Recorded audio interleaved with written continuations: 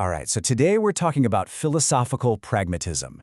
And I know, that probably sounds like some super dry, dusty old ism, right? But I want you to think again. We're going to frame this as what it really is, a powerful, seriously practical toolkit for thinking. It's a way to cut through all the confusion and make our ideas so much sharper and more effective. Okay, let's dive in. So here's the plan. First, we're going to bust a huge myth about what pragmatism is. Then, we'll take a look at the philosophical mess it was actually designed to clean up. After that, we'll meet the brilliant thinkers who created it, see how it tackles some of these seemingly impossible problems. And finally, we'll wrap up with why it's still so incredibly relevant today. All right, first things first, we've got to tackle the number one misunderstanding about pragmatism. It's the one you've almost definitely heard before. This slogan, truth is what works. Now, on its own, it's dangerously incomplete. It can sound like just crude opportunism. Hey, if a lie gets me what I want, then it works, so I guess it's true. Or it can sound like total relativism. Well, that's true for you, and this other thing is true for me. That is absolutely not what the classical pragmatists meant. Not even close. And this is where it gets really interesting. Look at the contrast here. The misconception on the left, that's kind of lazy and self-serving. But the real meaning, over on the right, is disciplined. It's demanding. For a pragmatist, what works isn't about what helps you out right now. It's about what stands up to rigorous, public testing over the long haul. So this right here is the real heart of it. This is the foundation. It says that our ideas only get their meaning, their credibility, from the actual difference they make in our experience and how well they survive being challenged. It's not whatever works, it's what survives responsible inquiry. Big difference. To really get why this was such a revolutionary idea, we need to kind of travel back in time and understand the problems it was trying to solve. Back in the late 19th century, philosophy was, well, it was stuck in a rut. Philosophers were completely obsessed with finding this unbreakable foundation for all knowledge, absolute certainty. And it led to these endless circular debates, Does knowledge come from experience or from pure reason? Is the world really out there, or is it all just in our heads? And meanwhile, science was making these incredible leaps forward, not by finding certainty, but by experimenting, testing, and correcting its own errors. And this is the game-changing question the pragmatist asked. What if we just stop paralyzing ourselves with this demand for perfect, unshakable foundations? What if instead we modeled philosophy on what actually works, on the dynamic, error-correcting practice of just finding things out? Now, this new way of thinking didn't just appear out of thin air. It was developed by three absolute intellectual giants who built on each other's work. So, let's meet them. It all kicks off with his brilliant logician, Charles Sanders Peirce, way back in the 1870s.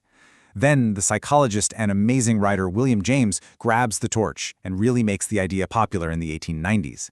And finally, the great educational reformer, John Dewey, takes pragmatism out of the ivory tower and brings it into society in the early 20th century. Peirce gave us the starting rule, which he called the pragmatic maxim. He basically said, if you want to understand what a concept really means, don't get lost in abstract definitions. Instead, just ask yourself, if this idea were true, what practical effects could I possibly expect to see? The meaning is that collection of effects. Simple as that. This example makes Peirce's point so clear. The phrase, "this medicine is effective," well, that's just meaningless hot air unless it actually translates into tangible, observable consequences. It has to mean things like fewer symptoms, better test results, and so on. If there are no conceivable outcomes like that, then the word effective is just an empty label. Okay, next up is William James. He took Peirce's logical rule and gave it this really human, psychological spin. He was famous for talking about a belief's cash value. For James, the truth of an idea was all about the real-world difference it makes in our lives, how it helps us navigate reality. And again, a simple, concrete example just nails it. The belief that this bridge is safe isn't true just because it makes you feel good to think it. It's true if it works in the most serious way possible, if it actually holds up when reality, in the form of a heavy truck or a crazy storm, pushes back against it. Its truth is verified by those consequences. And finally, we get to John Dewey. He took pragmatism and applied it everywhere, to society, to education, to democracy. He totally shifted the focus. For Dewey, knowledge isn't some passive picture of the world sitting inside your head. No, it's an active tool that we, as living creatures, use to solve real problems we run into. I love this example. So Imagine a hospital team figures out a new process to reduce medication errors. That solution, that new reliable procedure, is knowledge, according to Dewey. It's not some abstract theory. It's a tested, intelligent way of doing things that turns a confusing, dangerous situation into a stable, successful one. For Dewey, that's the model for all intelligence. So, we've got this new toolkit for thinking. What can it actually do? Well, it turns out it's incredibly good at dissolving some of those old, supposedly unsolvable philosophical problems we talked about earlier. So remember that anxiety over absolute certainty? Traditional philosophy got stuck looking for a perfect, doubt-proof foundation, and pragmatism just says, forget about it. You don't need absolute certainty to be rational. What you need are good methods for finding and fixing your own mistakes. See, rationality isn't a perfect foundation, it's a process of self-correction. Or how about those endless debates like realism versus idealism? Is reality out there or in our heads? The pragmatist just cuts through all that noise with a simple question. What practical difference would it make to how we live our lives or conduct our experiments if one side was right and the other was wrong? If the answer is none, then maybe it's not even a real argument. It's just two different ways of saying the same thing.